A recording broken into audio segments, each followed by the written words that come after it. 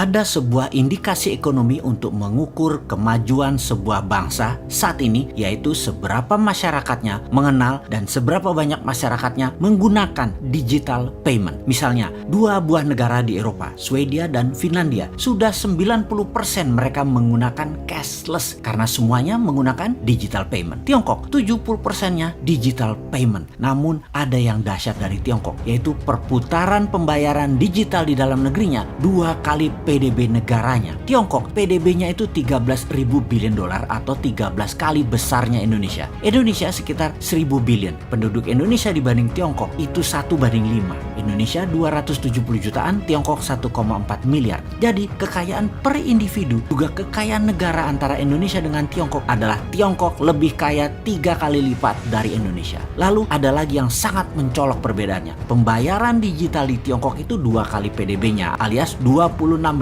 triliun atau 200% dibanding PDB. Sementara di Indonesia hanya 6% dari PDB-nya atau sekitar hanya 60 billion dolar. Digital payment di Indonesia dibandingkan Tiongkok, Indonesia hanya 0,2%-nya Tiongkok. Itu jauh, asli jauh. Digital payment itu kalau ada yang bertanya apa sih, misalnya di Indonesia itu ada kris salah satunya, atau dinaran juga bisa dipakai sebagai non-cash payment. Sungguh, strategi untuk menjadikan Indonesia negara superpower sebenarnya tidak terlalu sulit atau tidak terlalu jauh. Meningkatkan PDB dari 1.000 billion dolar menjadi 5.000 billion dolar bukan hal yang sulit. Kalau master plan-nya hanya naik 7% setahun, di akhir masa jabatan 2024 ya paling menjadi 1.300-an billion dolar saja. Tambah lagi deh 5 tahun jabatannya seperti yang diimpikan oleh banyak orang pengagumnya. Hingga tahun 2029 misalnya, paling pol nambah menjadi 1.800 billion. Itu kalau naiknya 10% pertumbuhan per tahunnya ekonomi negara. Kalau kayak sekarang minus 2%, ya nggak nyampe-nyampe cita-cita mulianya.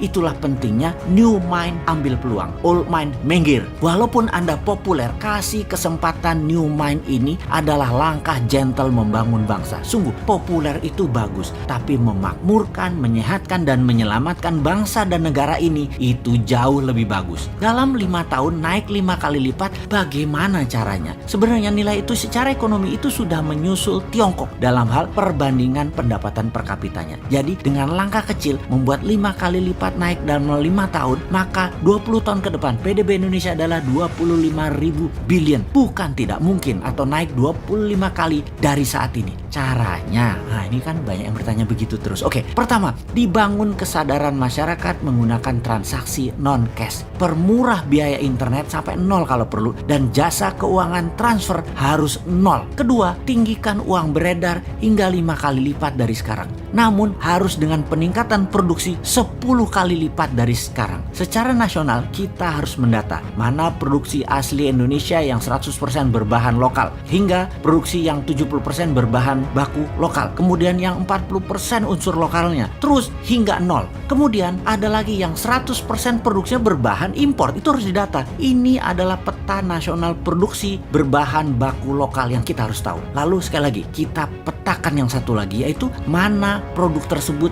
yang untuk ekspor. Kalau 100% berbahan baku lokal dan 100% untuk ekspor, maka minta berapapun pinjaman modal, biayai tanpa bunga, tanpa jaminan. Untuk ekspor, hasilnya dengan bahan baku beragam hingga unsur impor agak besar bisa mendapatkan 5 kali lipat uang pinjaman modal dari jaminan asetnya dan juga tanpa bunga. Lainnya lagi misalnya yang bahan bakunya 50% lokal dan hasilnya 100% untuk domestik. Beri matrik perhitungan pinjaman banding aset maksimum paling 2 kali dari nilai jaminan. Lalu kalau ada produksi yang 100% berbahan impor dan produksinya 100% untuk lokal domestik, maka perusahaan itu tindakannya cuma satu, ditutup. Inilah perusahaan penjajah namanya. Juga perusahaan pengeruk sumber daya alam yang hasilnya 100% ekspor bukan untuk domestic consumption. Tutup.